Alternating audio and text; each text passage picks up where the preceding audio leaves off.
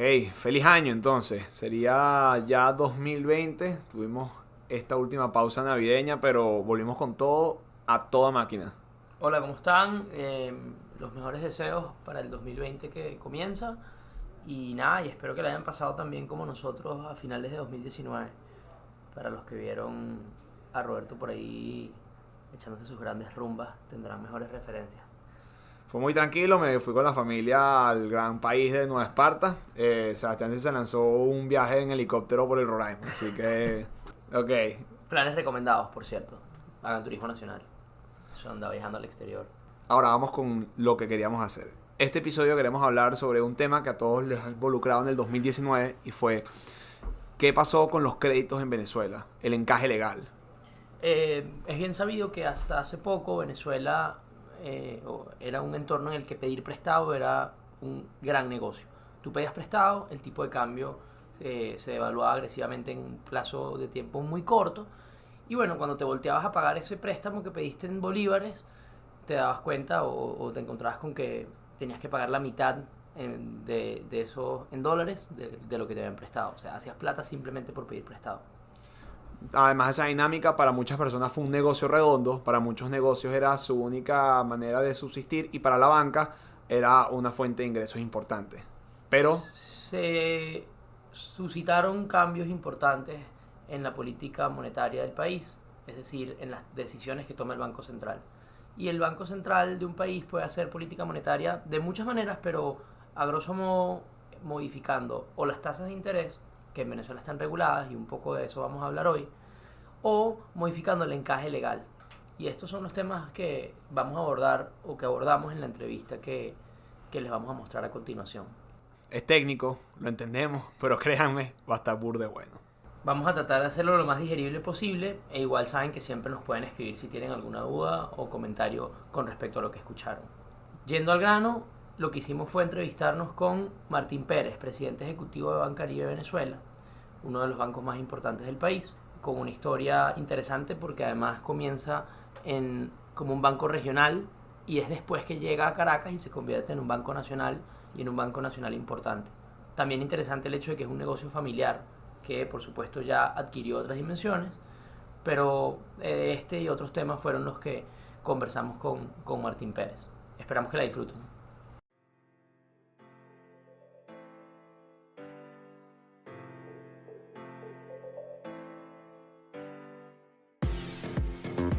Desde el Rosal, tu podcast preferido de finanzas, economía y negocio. No nos busques, tú sabes dónde encontrarnos.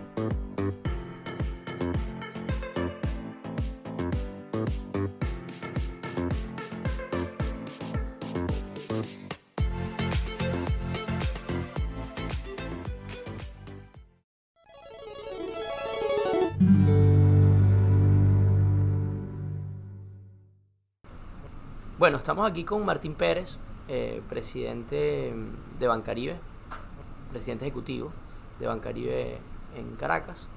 Y bueno, un poco agradecer por el tiempo naturalmente y comenzar desde el principio, cuál es la historia de Martín Pérez y cómo se relaciona esta historia con una institución como Bancaribe. No, vale, gracias Sebastián, más bien por esta invitación de conversar un rato del sistema financiero bancario en general, ¿no? Y bueno, de mí ahora que me lo está solicitando, ¿no?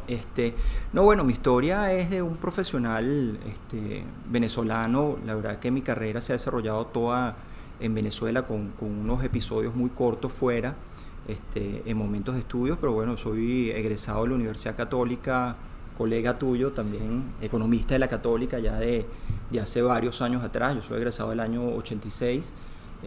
Me dediqué inmediatamente a la parte de asesoría económica, en un tiempo metroeconómica, en mis primeros años inclusive de estudiante, y después brinqué rápidamente al área bancaria, ¿no? Coqueteando con la parte docente, porque estuve varios años como profesor a tiempo convencional también en la Católica, que entiendo que tú también estás dando clase ahí, dando varias clases desde los años 88, primero teoría económica, después microeconomía, econometría y terminando después dando economía de empresas, ¿no?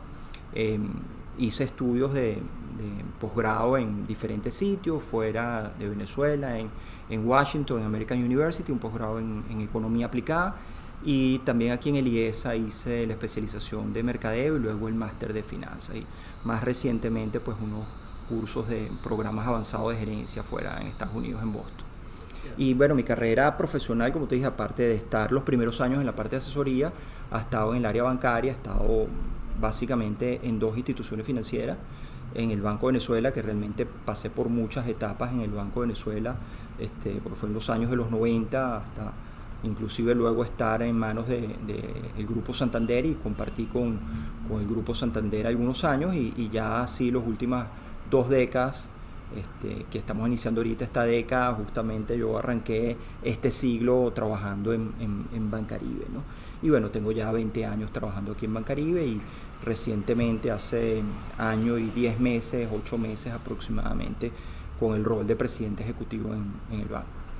Si pensamos ahora en el sistema financiero venezolano y en el rol que tiene la banca en un país de manera general y luego de manera particular en Venezuela y en esta Venezuela, ¿cuál sería una evaluación objetiva de la situación actual de ese sistema financiero y una evaluación objetiva del rol que está jugando la banca en ese sistema?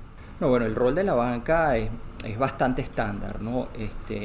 Los bancos estamos llamados a ser, primero, a tener un encargo de confianza, pues tenemos los depósitos de terceros, los cuales tenemos que cuidar como buen padre de familia, sin lugar a dudas, pero el rol fundamental de la banca es un rol de intermediación, ¿no? Es tomar los recursos de las unidades superavitarias de fondos y canalizarlos hacia las unidades deficitarias, pues, o sea, ese rol de prestar a las empresas y de prestar a las personas para la actividad productiva y para el consumo. Entonces, yo creo que ese es el principal rol, y eso no cambia en ningún mercado, ¿no?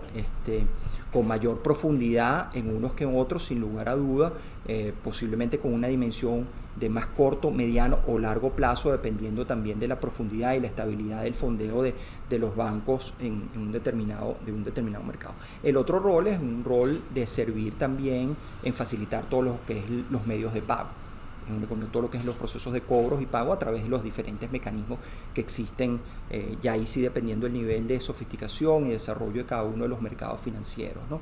Y por último, yo diría que también es el canal de transmisión de la política monetaria del Banco Central, o sea, es a través de los bancos que efectivamente se materializa y se ejecuta la política monetaria de los bancos centrales, ¿no? Martín, me llama la atención que mencionaste la política monetaria, y en particular cómo los bancos son un espacio de transmisión para el Banco Central ejercer su política monetaria.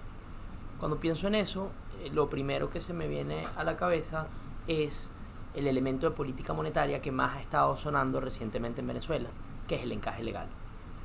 El encaje legal empezó a modificarse el año pasado y sabemos que ha causado cambios importantes en el sistema. ¿Cómo ha sido este proceso y dónde estamos en relación al encaje legal en este momento? Digamos, la política monetaria de carácter restrictiva inició fuertemente a mediados del año pasado, ¿no? Y ha venido modificándose casi que de una forma muy regular, periódicamente, ¿no? Hoy contamos, para simplificarlo en el pasado reciente, con 2 encajes. Uno es el encaje ordinario, que es un encaje que las magnitudes son muy relevantes en este momento, es 57% de la base de encaje, de la base de depósitos, que es una base de depósitos a principio de año, el 25 de enero de este año, y luego hay un encaje marginal que es el 100% sobre los recursos incrementales o recursos marginales a partir de esa fecha de principios de año. Ok, pausa un segundo. Se estarán preguntando qué es el encaje legal. El encaje legal es una de las políticas monetarias que poseen los bancos centrales para restringir o liberar la liquidez en la economía. Básicamente, el encaje legal lo que se define es cuánto de los ingresos que entran en los bancos deben mantenerse encajados en las cuentas de los bancos en el Banco Central. Vamos a ponerlo en contexto. Si antes en Venezuela nada más necesitabas colocar de los 100 bolívares que te entraban en la banca, 5 en el encaje legal, entonces tú tenías para prestar el 95%, los 95 bolívares extra. Ahora en Venezuela, el encaje legal te demanda meter de los 100 bolívares que entran, el 98 en el encaje legal, y solamente tienes 2 disponibles para prestar a la banca. Volvemos. Esto de una forma u otra, dependiendo de cada institución, pero en términos promedio te puedo hablar que el encaje efectivo legal promedio debe estar rondando entre el 90 y el 95%. Esto limita de una manera muy severa la capacidad de intermediación, merma la capacidad de intermediación de los bancos en general y su capacidad de generación de ingresos sin lugar a duda, ¿no? Entonces eso se traduce de alguna manera en una reducción muy importante de los índices de intermediación de la banca. En este momento los índices de intermediación de la banca no superan el 15%. Cuando estoy hablando de niveles promedio, algunos bancos estarán un poco más altos, más bajos, y se pueden hacer algunas abstracciones de ciertas magnitudes de los depósitos de los bancos, y eso no es una cifra normal para un sistema bancario tradicional, ¿no? Entonces, el impacto que tiene esto es que la escala de operación de los bancos se ha reducido de una manera muy importante, y el principal activo, es decir, el activo productivo de los bancos, es su cartera de crédito. En algún momento la cartera de inversiones fue relevante, hoy no lo es, casi que no tiene inversiones los bancos, además están limitados únicamente a los emitidos o avalados por la nación, por la Ley General de Bancos. Entonces, bueno, ha mermado la capacidad de generación de los bancos de ingresos, y por otro lado la posibilidad de apoyar al sector productivo en los financiamientos de capital de trabajo, financiamiento también a las personas del consumo, y por eso vemos muy disminuido las carteras de créditos vinculadas con consumo, financiamiento de vehículos, financiamiento de tarjetas de crédito, etcétera, y la actividad productiva también poco acompañada de los bancos por esta razón un poco de política monetaria de carácter estrictamente restrictiva. Sí, o sea, para poner los puntos sobre las IES, lo que estamos diciendo es que el 90% de los activos que han captado los bancos están encajados y en consecuencia no los pueden prestar. Sí, déjame hacer una precisión, no necesariamente los activos, porque los activos tienen otros componentes, ¿no? Pero si lo vemos desde el punto de vista del pasivo y de las captaciones del público, sí, efectivamente esa es la cifra, ¿no? Tú tienes el encaje legal, el encaje requerido. En términos de nuevo promedios puede estar rondando el 95%, todo depende del proceso de crecimiento de esos pasivos que ha tenido en el último año cada uno de los bancos. Entonces, por cada 100 bolívares, para ponerlo en términos muy simples, que tú tienes de captaciones del público, de recursos gestionados, tienes aproximadamente 15 bolívares únicamente prestados, y todo lo demás está en el Banco Central a una remuneración del 0%, o que no pueden ser intermediados en actividades productivas o de consumo para las personas, ¿no?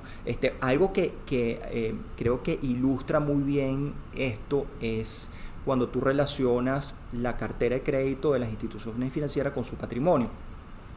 Como bien tú sabes, los bancos somos instituciones que se apalancan, ¿okay?, de préstamos, y por lo tanto tu patrimonio lo prestas para la actividad productiva, y normalmente, dependiendo de la actividad de los índices regulatorios, tú puedes tener de 8 a 10 veces tu patrimonio expresado en términos de crédito. Okay. Hoy eso está invertido.